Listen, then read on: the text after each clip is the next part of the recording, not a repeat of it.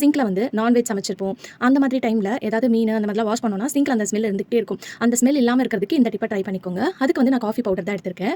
Sometimes வந்து நம்ம coffee powder வாங்கி வச்சிருப்போம். இந்த மாதிரி கட்டி புடிச்சிருக்கும். நம்ம யூஸ் பண்ணாம இருப்போம் இல்லையா? வேஸ்ட்டா இருக்கக்கூடிய காஃபி பவுடர் இருந்துச்சுன்னா எடுத்துக்கோங்க. இத வந்து ஒரு பவுல்ல வந்து சேர்த்துக்கோங்க. இப்போ இது கூட வந்து நம்ம யூஸ் பண்ற டிஷ் வாஷ் லிக்விட் இந்த மாதிரி நீங்க உங்க சிங்க்க வந்து வாஷ் பண்ணும்போது நல்ல ஸ்மெல்லா இருக்கும். இது கூடயே கொஞ்சமா உப்பு சேர்த்துக்கோங்க. சேர்த்துட்டு இந்த மாதிரி நீங்க கைய வச்சு பண்ணாலே உங்களுக்கு வந்து அந்த காஃபி தூள் வந்து பார்த்தீங்கன்னா கட்டியா இருந்தது வந்து கரைஞ்சிரும். ஒரு ஜெல் ஃபார்ம்ல இருக்கும். இப்போ இத வந்து ஸ்க்ரப்பர்ல தொட்டு நல்லா இந்த மாதிரி ஸ்க்ரப் பண்ணி விடுங்க. இந்த மாதிரி ஸ்க்ரப் பண்ணி விடும்போது உங்க சிங்க் வந்து நல்லா பளிச்சுன்னு இருக்கும். இதுல நம்ம காஃபி பவுடர் போட்டு வாஷ் பண்றனால. அது மட்டும் இல்லாம அந்த பேட் ஸ்மெல்லும் வந்து பார்த்தீங்கன்னா இருக்காது.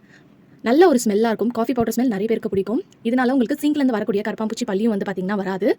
நான்வெஜ் சமைக்கிற டைம்ல இந்த டிப்பை வந்து ட்ரை பண்ணி பாருங்க. ரொம்ப யூஸ்ஃபுல்லா இருக்கும். அது இன்னும் நைட் டைம்ல நீங்க கிச்சன்ல வந்து சிங்க் எல்லாம் நல்லா வாஷ் பண்ணதுக்கப்புறம், வெசல்ஸ்லாம் நம்ம வாஷ் பண்ணதுக்கப்புறம் இந்த மாதிரி ரெடி பண்ணி வாஷ் பண்ணி பாருங்க. உங்க கிச்சன் சிங்க் வந்து நல்லா புதுசு மாதிரி மாறிடும்.